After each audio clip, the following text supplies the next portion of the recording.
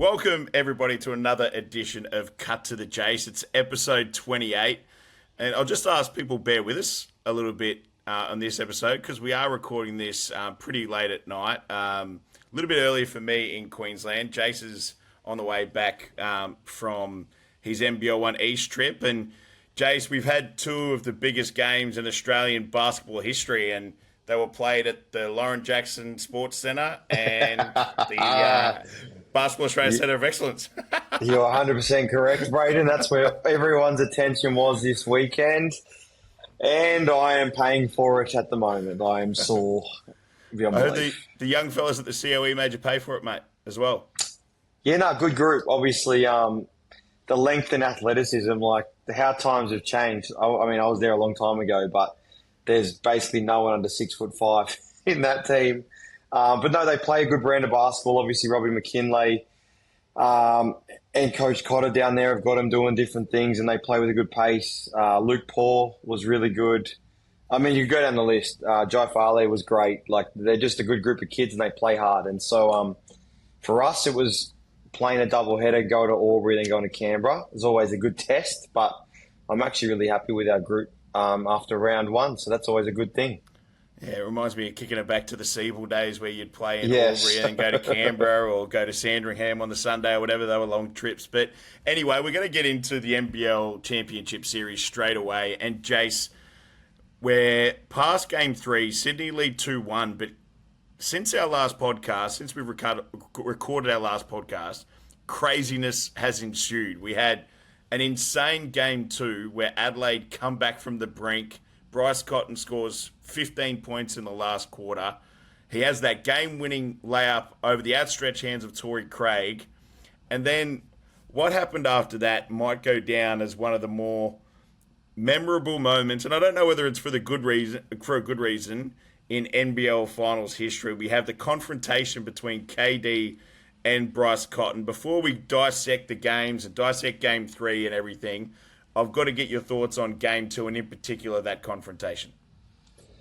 I mean, first of all, I think it was great to see Adelaide respond. And like, they were in a position where arguably you were staring going, this is the end of the series, because they got down to 14, 15 down after having a pretty decent first half. And then they just found a way to rally. And from all reports of people in that venue was out of control, which we knew it would be on Friday. But some actually who have played in the league for a while were like, I don't know, I've sat in a venue louder than what that was the other night. So I thought it was great for Adelaide, like just Bryce to just in 3.5 seconds get down the court, up and under with the left hand in a shot he got blocked by Torrey earlier in the first half, doing the exact same kind of shot. It just was it was an incredible moment. And obviously we always thrive, like we always want to see those moments in the NBL. And then, yeah, I don't know what KD was doing. I don't know. I just don't know why he got involved. Like, it was kind of one of those things. Like, maybe it wasn't about him, and he didn't like that. I don't know. He had a chance to ice it. He didn't. Then Bryce, who he doesn't care about winning MVP, goes down and scores. It's the only thing that makes sense to me was he just saw the guy make a shot that he was trying to do at the other end. First of all, it was a pretty funny sort of, chain of events. We have the Bryce Cotton game winner, and then he shrugs off both teammates. I think it was Jenkins and TJ Vasiljevic. Goes over, daps up Andrew Gaze and Derek Rucker. And then you see Kendrick Davis come up, and possibly the funniest look. There's two looks that were funny, I thought. Brian Gorshin just turning and watching KD. Watching. Thinking, what is going on? And then also you see Derek Rucker sort of talking about what's happening. And then Jack Heveron's just like, yes. What is going on? So it was a pretty interesting chain of events. Have they released like an all angles type thing? Like I don't think they have yet. I want to see the zoomed out version of like, because I was like, where did KD come from? We just kind of like snuck in, and just quickly to note, like the step one signage was on at the same time. So I was like, that's cool. Like, we're part of this moment. And then all of a sudden, then Bruce is in it. Then LePepe's in it. LePepe's looking like he's moving pretty good. He might be back playing soon. He got there real quick. But no, like it was just chaos. And I mean, I'm sure I speak for everyone. I want 5 games, Braden. I want 5 games. The drama, then after it, owner Grant Kelly and Bogues are going at it. The reports come out today. Some words were used. And then Bogues after today's game, when they win, puts up an Instagram story saying he got to the change room unscathed after. Like, it just is. It's like a reality TV show. No, I don't know. First of all, I probably don't like the way Kendrick Davis went about it after the game. But one thing you've got to say is everything happening around this series has added so much to it. And I think you're seeing it. First of all, Adelaide's going to get sold out anyway, so that was more than 10,000 on Friday. Last Sunday we had 13,000. And then today we have the biggest crowd in NBL history, 18,373, which is absolutely insane. And I know this will probably be packed anyway, but I think everything around the series and the extra sort of soap opera stuff has a little bit to do with it. Yeah, and I just think it's just another sign where basketball in Australia is going as a whole, right? Like, I know we always talk about the golden era of the 90s and all that stuff, but it's just like this is a different time to what it was back then. And I'm not trying to compare, but to see stadiums sold out all the time, Sydney getting 18.5, like it's never happened before. So you can't say that we aren't in a place now in basketball where it's not just getting bigger and bigger and bigger because of everything worldwide, but also because the Australian leagues are very, very good. And just sprinkling some drama, and we're all here for it. Absolutely. And it's not Damon Lowry drama either. And then this happens, today with an NBA crowd in Sydney, and I'm sure on Wednesday night in Adelaide it'll be the same, more than 10,000 people and craziness again. So I can't wait to see what happens next. And I really just think I want to get your quick thoughts on this before we move on. And we've got a really special guest tonight.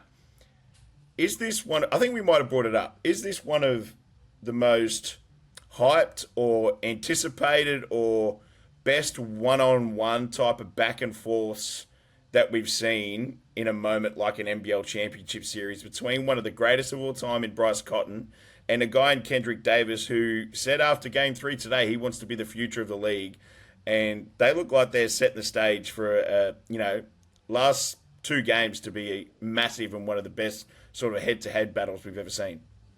Yeah, it does help when your teammates are Matthew Dellavedova, Jalen Galloway, Xavier Cooks, Torrey Craig, Malowich, like all these people who can defend Bryce. That helps. Yeah. That helps. But also, like KD today, like he was excellent. Like he's a very good basketball player. And I think that's what you can talk about all the other stuff. And look, I don't think he had it like after the game on Friday, I actually felt like he had no right to really be in that situation because it wasn't like there was something that went on right there and then, but you could see that it was working up. He had to go at Bryce a bit earlier, so you could see that, but he did what your best player should do, and he bounced back at home and just made a statement to basically that I'm either going to win grand final MVP or you are.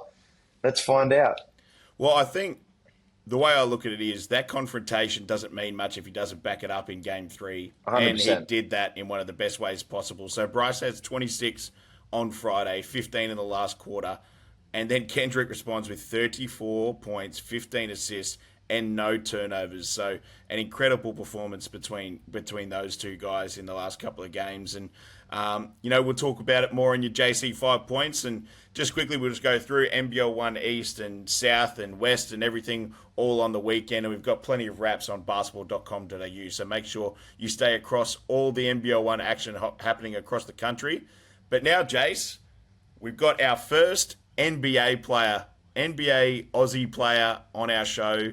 And it's none other than Cleveland Cavaliers guard Tyrese Proctor. So now it's time for our special guest interview with Cleveland Cavaliers guard Tyrese Proctor.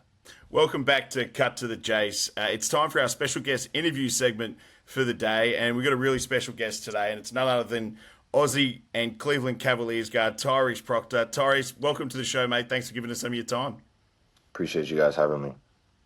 First of all, returning this past week to the court, come back from that quadriceps injury. I think you had both games against Miami on your comeback, but how are you feeling? How's everything with the injury come along and everything like that? Yeah, I'm feeling great. Obviously spent a couple of weeks in Cleveland just rehabbing, preparing myself again, and As soon as the doctor said I was clear, I was good to go. So happy to be back on the court. Tyrese, I want to go back.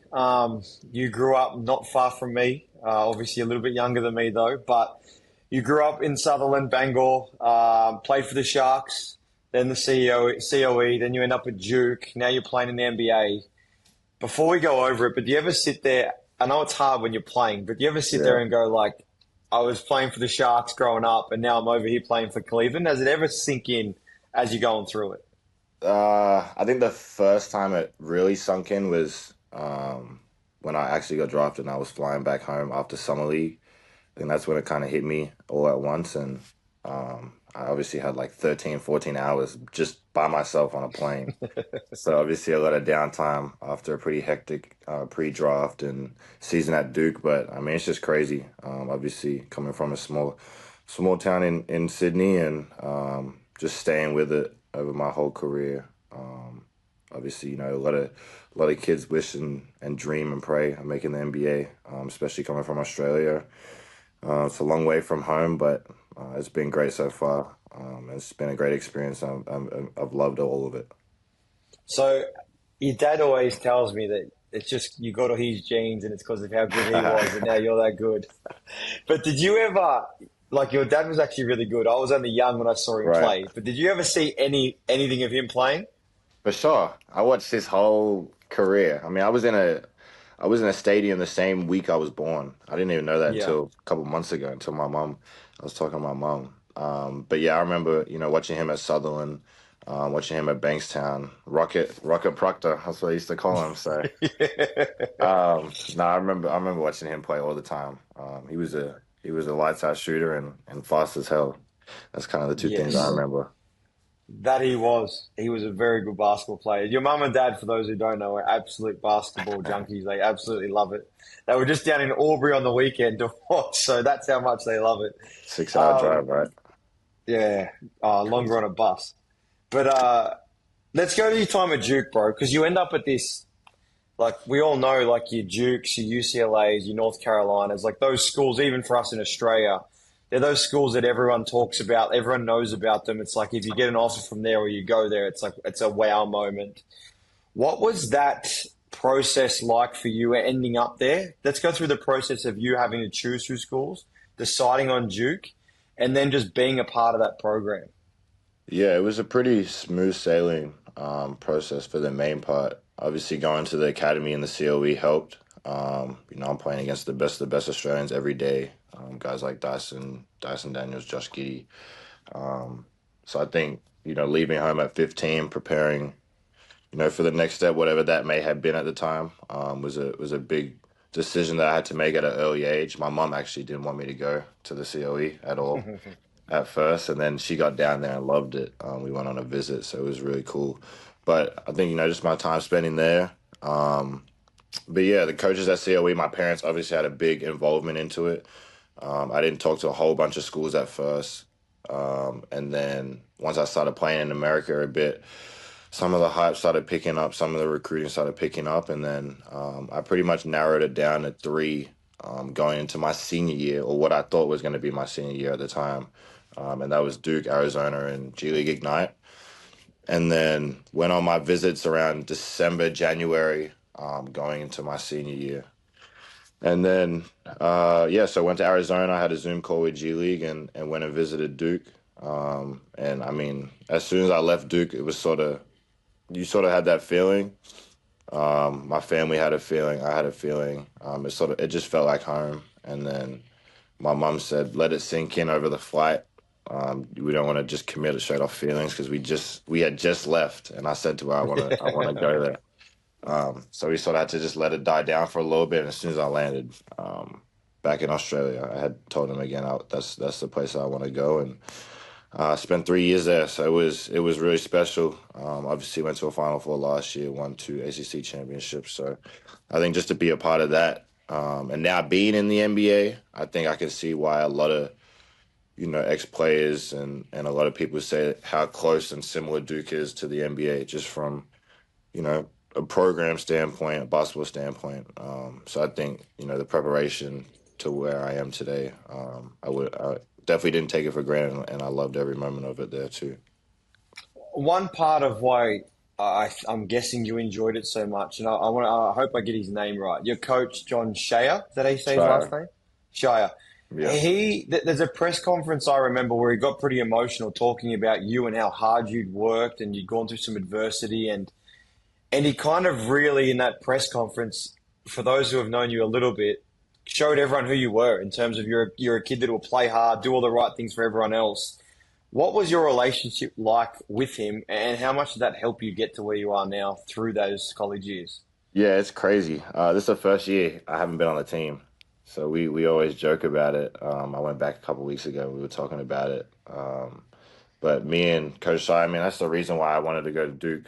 Obviously, I had relationships with all other players there and stuff like that. But I mean, he was the main reason why. And he's the main reason why I came back for another 2 years. First year, I mean, playing in Sutherland, I'm the guy. Like, got the ball in my hands a lot. Sort of controlling the game, controlling the team a lot my whole junior career. Go to the center of excellence. It's kind of the same thing. Obviously playing with a lot of highly talented players.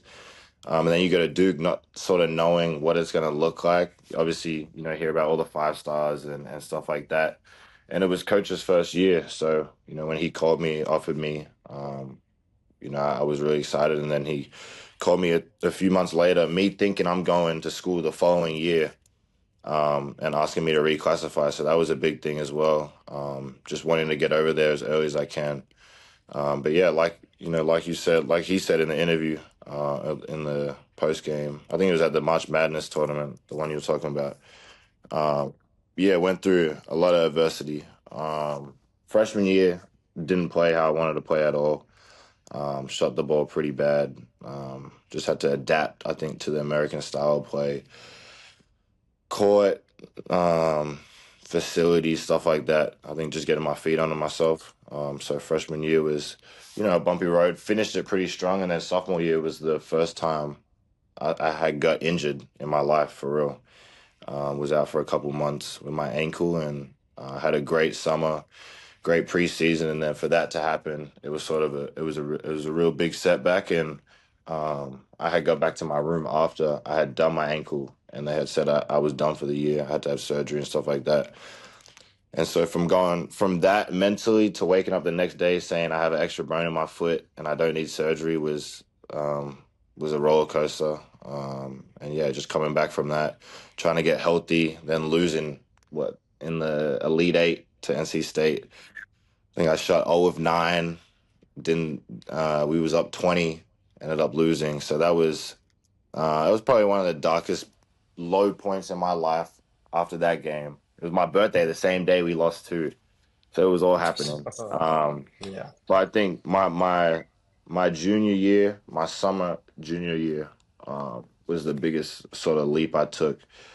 Came back to Duke early, stayed in Durham, was working out with Coach Jay Lucas, who's at Miami now. Every morning, we'd wake up, work out.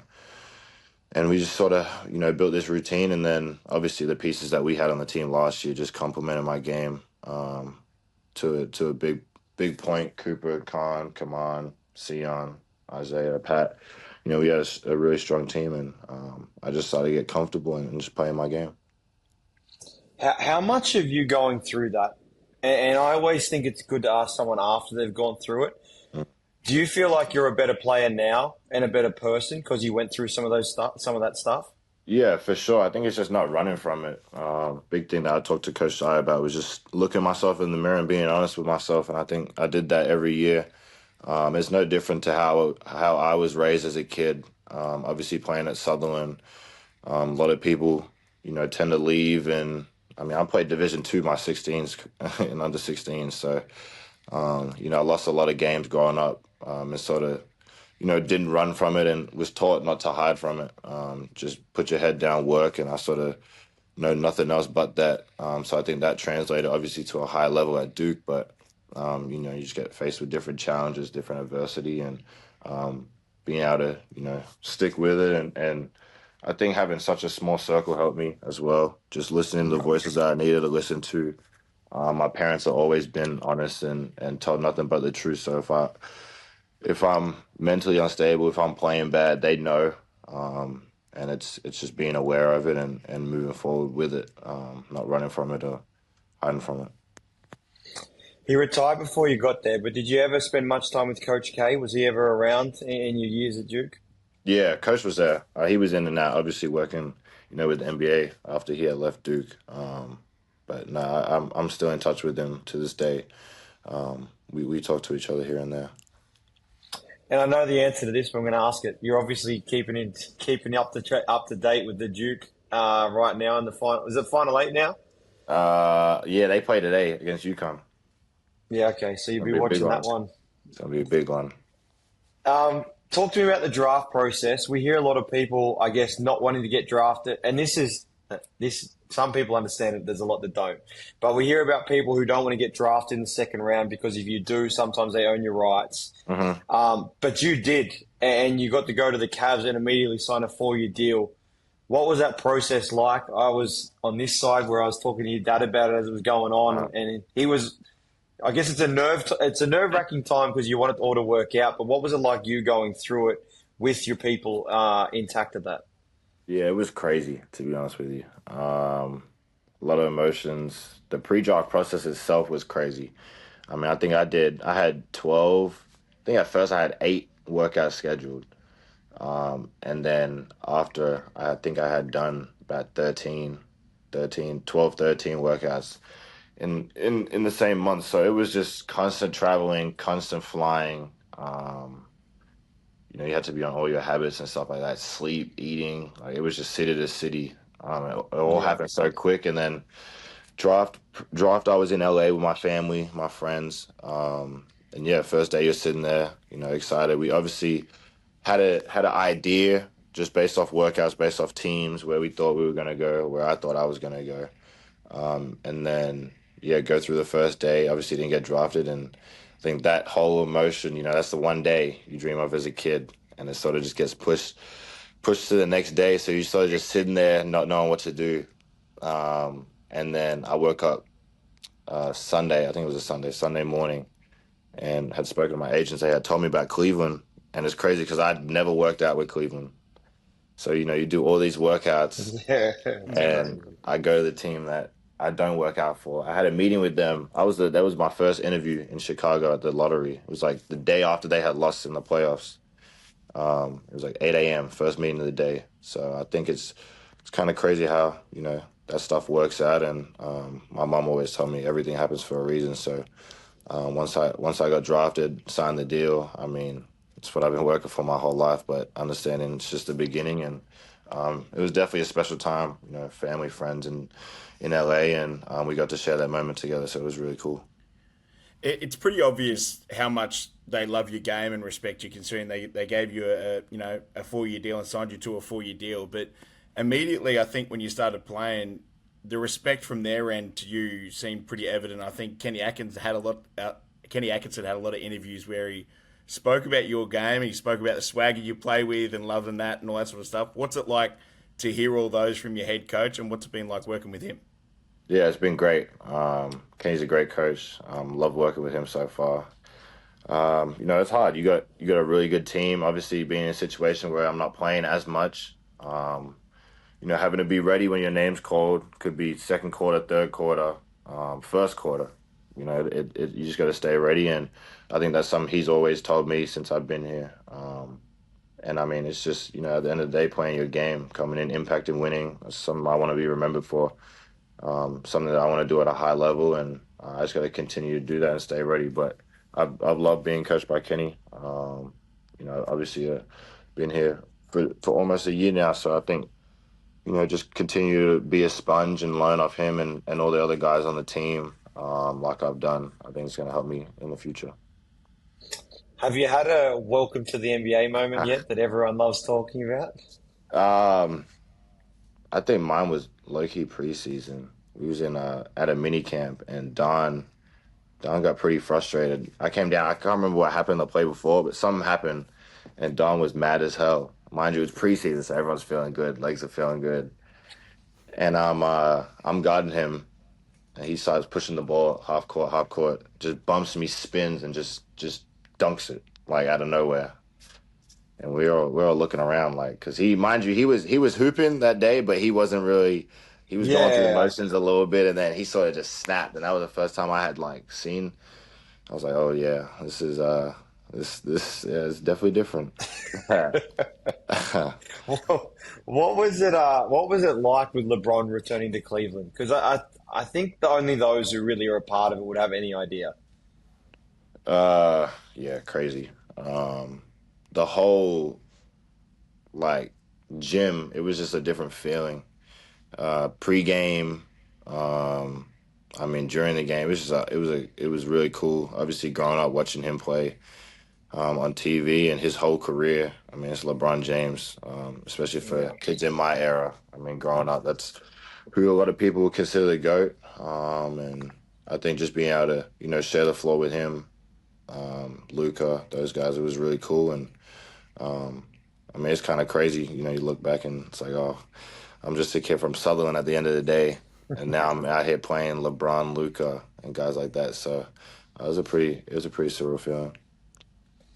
You spoke about Donovan, and I want to talk about him specifically because from afar it looks like you guys have a great relationship, and then obviously when you know the people around you, they speak on how great he's been for you. What was it like? Was it just a natural, like you kind of started working out together and then just naturally you got along? Like, how did that relationship form? Because I have no doubt for you, it's someone that you can learn so much off just because of the player he is, but also the dude he is.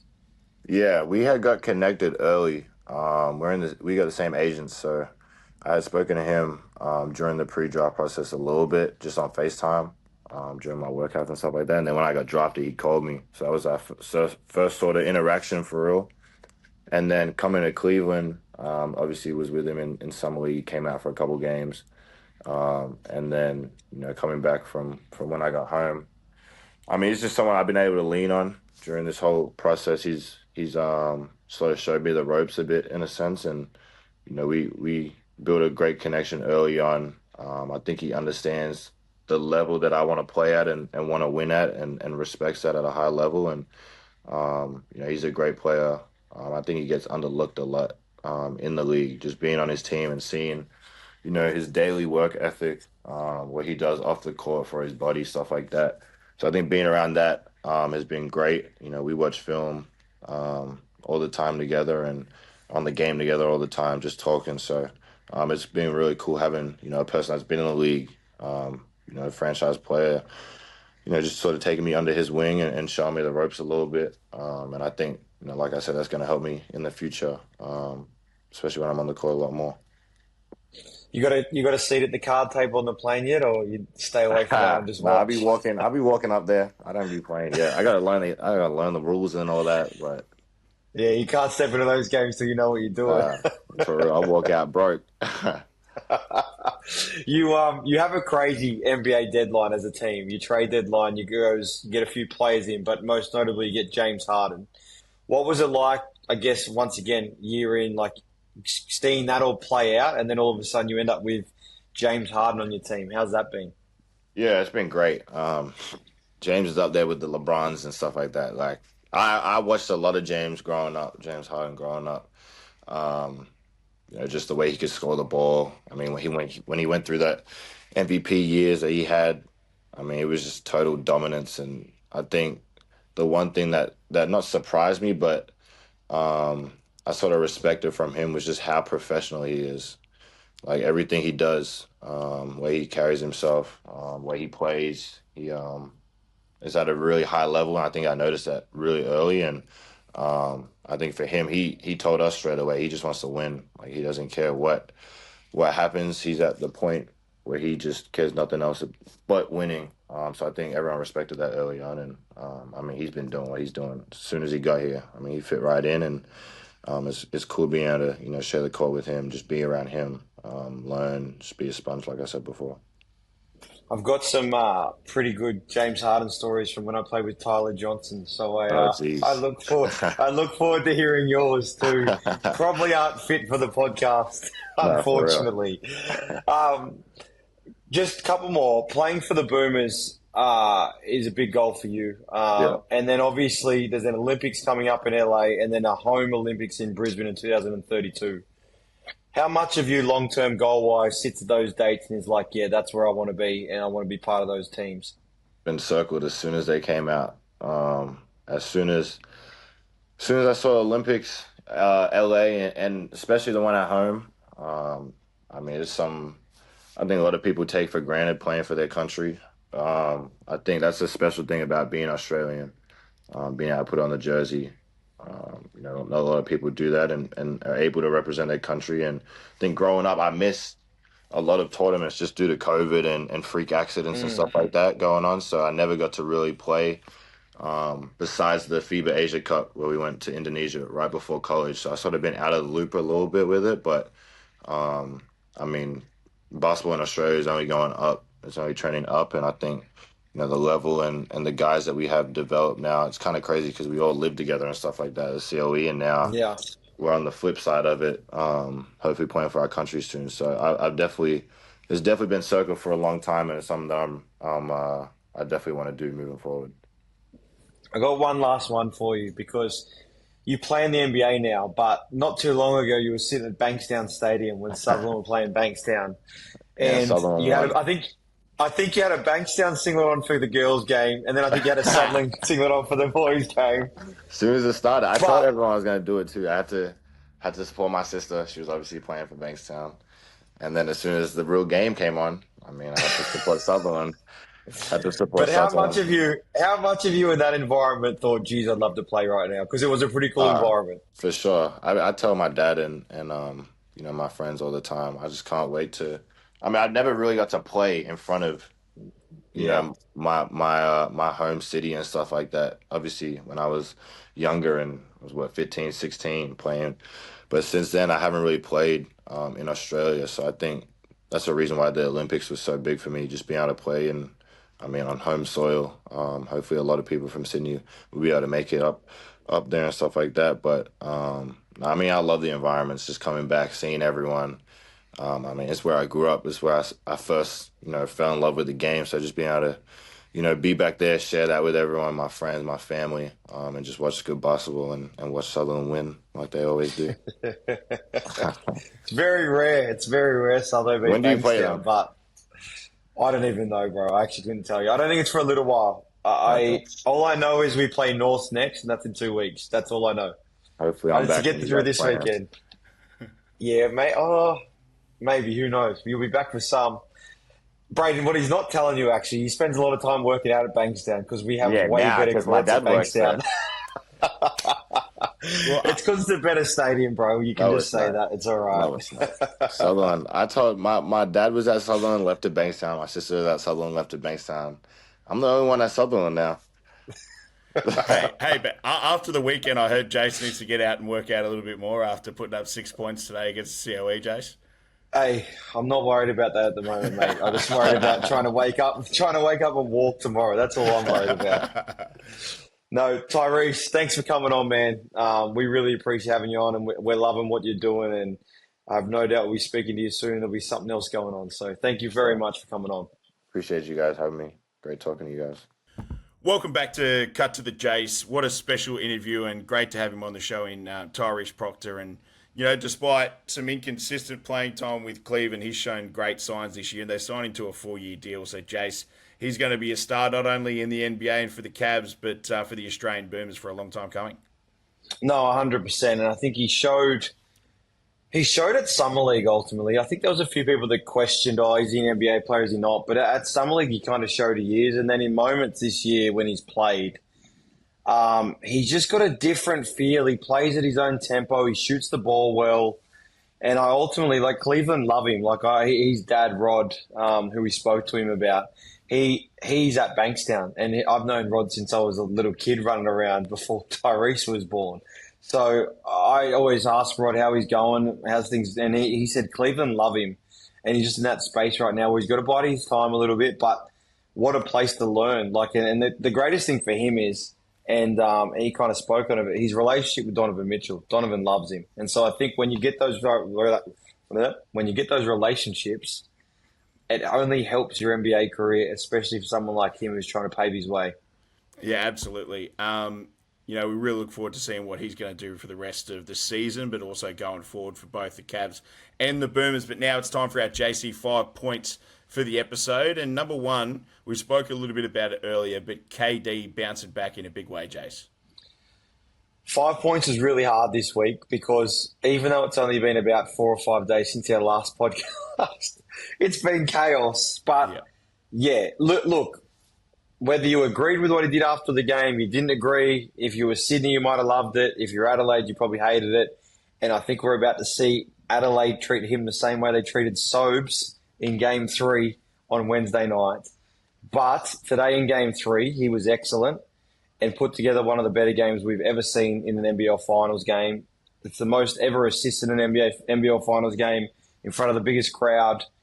The one thing you can never take away from him, whether you like the way he goes about it or whatever you think of him, is he's a hell of a basketball player. And when he's in those kind of moods, we haven't seen many that can stop him. That's for sure. And I just don't know what you do with him. Like, they kind of lulled him into that trap in the fourth quarter in Game 2 where he just sort of went ISO ball and they're able to sort of manage that a little bit. But anytime he's been better at making decisions, he's just hard to guard no matter what they do. If they trap, he ends up splitting it or getting past it and finding his teammates or creating for himself. If they go under, he's able to make the three. Just whatever coverage they send to him, he's able to adapt to it and get his points. And, I've said it the last sort of couple of games, there's been some games where Sydney have struggled to start, and I thought Torrey Craig has kept them afloat, and then everyone sort of caught up, especially KD, and then taking the game over. Today in that first half, KD kept them afloat in that first half while Adelaide were rolling a little bit, and then everyone sort of Jalen hit some threes, but then everyone caught up in that second half. And when they have as much firepower as the Kings do, Jase, when that happens, it's just all over. No, it is. That's the thing. I think if you put both teams out down on paper, I think we all know who the better team is on paper. And that's Sydney. And that's because the depth of talent they have, it just is constant waves. And Gorge and the coaching staff do such a great job of keeping them coming through. And I thought they got the balance a little bit off maybe on what night was Game 2 now? I can't even think. Friday night. But today I felt like they got that balance right. And, yeah, now it's all on the line, right? Can you close out? That's what it becomes. And if KD can play like that again, Adelaide are going to have to figure something out team-wise to make it work because it can't be on one person. And they probably don't even have one person in their group that could. We speak about the supporting cast, supporting guys like Kendrick, Bryce Cotton and everything, and we'll go into Adelaide's supporting cast and one member of that supporting cast who stood up in the last couple of games. But your man, Jalen Galloway, was huge. 17 points in 23 minutes, 6 3-pointers. When he's sort of stepping into those threes confidently and not second-guessing himself, he's an elite shooter. And we've seen him play more minutes on Bryce as well in today's game. And Jase was really impactful for him. No, really, really good. I mean, look, I'm high on him, obviously, not only because I'm friends with him, but I just think he's really good. I think he's still young. He's got a lot of learning. And I just think sometimes with their group, he just kind of gets forgotten about because they've got so much where he can go possessions where he doesn't really touch it and then he's trying to rely on making a few threes to get going. But I don't think people give him enough credit for how capable he is defensively. Like he's a very good defender. Maybe not at our top echelon yet, but he has the potential athletically to be that. And then offensively, like I just think he's just a luxury to have. Like we've got Jalen Galloway who really doesn't get much chance to play with the ball, just kind of get to make plays on the backside of offense. And he's a big part of why they're now 2-1. And I think if they're going to win, they need him to stay in that kind of range of 10 to 15 because he can just, as you said, knock down 3 balls, get on the ring and then make some plays. And I think if they can chuck anyone's minutes up, I think it's probably Jalen Galloway getting him. I think 17 minutes on Friday and then 23 today when he's playing that well. I think he can play 25 or more for the Kings, and they probably need that if they're able to get a win going into Adelaide. Now, I want to speak about Bryce. We spoke in the last podcast about different ways to get him going, and you spoke about using him as a screener and everything. But I want to get your opinion on it again, because apart from that fourth quarter in Game 2 where he had 15, he's still struggling. So, you look at today's stats, and 15 points, 5 of 15, 3 from 8 from the three-point line. And there were possessions where there was a foul called or a stoppage after their offensive possession, and he was on his haunches because he was having to do that much work to try and get some, hope of getting space for a shot. What can Adelaide do to try and get him going at all? Because apart from that fourth in game 2, it's been a struggle. It's a tough one. We knew the Sunday game, like we said it during the week last week. If I never gave Adelaide a chance to really win game 3 because I just thought the turnaround was too hard. So that's why they needed to win game 2. I think what we saw in game 2 was DJ came out aggressive and he maybe took some bad shots, but he had 12 points. And they were probably all in the first half. And then today, I don't think we saw that same aggression from him. I think he's a big part because he can take the pressure off Bryce a little bit. I think they've got to get the more actions where who's KD guarding? Like, let's try and make KD defend. If he can save himself for offense, well, then it makes his life easier. So how do you put him in actions? Like on Friday night, I felt like late, they were bringing him in. Whoever KD was guarding was coming into on balls over and over again, and they were creating a switch or the half kind of trap, and he was thrown out of there. So I think they've got to try and make ways, and that's not saying KD can't defend on the ball. He's not a bad defender, but it's just making him work. So I think they've got to look at what they did on Friday and then Sunday as well, but look at what they did on Friday that worked. Him as a screener, him in those actions, bringing certain people into on balls where he can now come off and utilize that. I think that's what they've got to go back to, especially if they want to win. Their margin for error is not as high as Sydney's. 2 things I'll mention too. We spoke about it last week and I mentioned it. Some guard-to-guard screens with DJ. I think I messaged you straight away. They used it once. I think DJ got a wide-open 3. They did it once today, and DJ got someone into a long closeout and able to attack the basket. I think he got Isaac Humphries on a lob and a foul or something like that. And then I haven't seen it again. So I would love to see that more with DJ in that because he's been able to get space the couple of times they run it. The other thing is, I know it's hard to do against the firepower of the City Kings, but Adelaide need to get more stops so they can get up and down. You look at that, I think it was late in the first or early in the second quarter in Adelaide where the crowd was going absolutely bonkers. I think John Jenkins hit a 3 for Sydney Kings to call a timeout. Yep. They were getting stops and they would just get up and down and find the shooters. So that's also a key, and that's where I want to go next. So we know Flynn Cameron stepped up in a big way in game 2, but so did John Jenkins, and he was big again today with 22 points. Let's speak a little bit about him, and we know he's not the strongest defensively, but the way he shoots the ball, and if he continues this form and some other guys find their way and Bryce finds his way a little bit more, could be real dangerous for the 36ers. Well, here's the part for me. Defensively, can Adelaide really stop them anyway? So you may as well have at times your better offensive players because at least if you can score, it gives you a better chance to defend because the game's a little bit slower. So I think what he's been able to do the last 2 games has been pivotal. Him and DJ last game combined a little bit, where today was obviously more him. But I think he's a guy that can get hot. And so I almost think when he comes in, you should use him as like a microwave. And if he doesn't get going, then maybe sub him out and bring him back or whatever it is. But I think they need to find other ways to score. They had more variety today, but as you said as well, they just couldn't stop them. So defensively, are they going to be good enough anyway? Maybe you've got to play your better offensive guys and hope that putting scoreboard pressure offensively is your way of winning. And he shot the crap out of it the last 2 games. He did. 5th point before we move on, Jase. I'm going to speak about Mike Wells and the refs. Had a post-game press conference today where he spoke about the fact that Delhi, the way he guards, had 0 fouls, which regardless of what you think of Delhi and how good he is defensively, that's a little bit of a joke that he had 0. But thought they didn't have a chance to win the game. That was I'm paraphrasing there, but that was the quote. What are your thoughts on Mike Wells' comments and the referee situation? I'm going to give my quick thoughts after you. Being a coach, it's a press conference. You're in a series. We all know whether people like it or not that people have gone into press conferences in all types of sports and said something in the press conference, and all of a sudden next game, magically, it's a little bit different. So people can say he's a sook all he wants, but he's the head coach and he's trying to win a grand final series. So I sit there and go, good on him. There's times where we played games where I wish Mike did that more when I was playing for him. But so And he's not wrong. There's no way in a game of basketball with Matthew Dellavedova, with how hard he plays, how aggressive he plays, he didn't foul Bryce Cotton once. It's just, when have we seen it?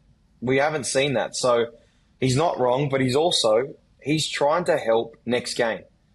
He's trying to say, well, I need my star player to get to the foul line so he can get 6 to 8 points at the foul line because that will help our group. And so ultimately, he's doing what a coach should do, and that's trying to make things work in their favour when they get to Adelaide. The other thing quickly is maybe taking a leaf out of some rugby league and AFL coaches' book where they deflect blame a little bit and take away criticism from the team and put the focus on refs or different situations. So I don't mind that, but also putting the pressure on. But I just want to mention NBL Championship Series and the referee panel. Game 1 and Game 3 and a G League ref, and then another one in Game 2, a different one. And I think NBL Championship Series is where the best refs get on that panel, and I don't know if we had that in these 3 games. I think the best refs should ref every game of the series, and they should almost. I don't think, why would it change? Why would Michael Aylen not be on every game? But that's what I'm saying. So if Michael Aylen and Vaughan are your head refs, then they always are going to be the guys that ref every single game.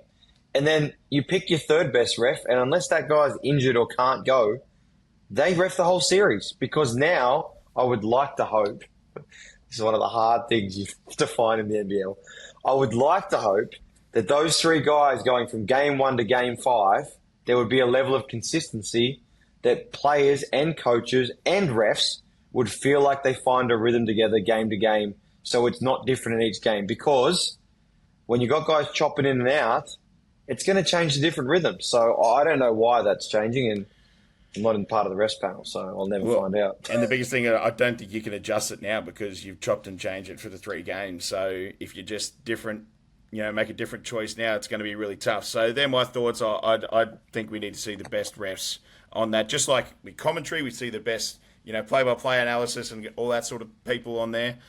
And the best players play, same thing with the referees. But that's all we have time for on today's show. Make sure you stay tuned for the epic Game 4 in Adelaide on Wednesday night. Adelaide need to win to stay alive. Until then, we'll see you next time on Cut to the Jase.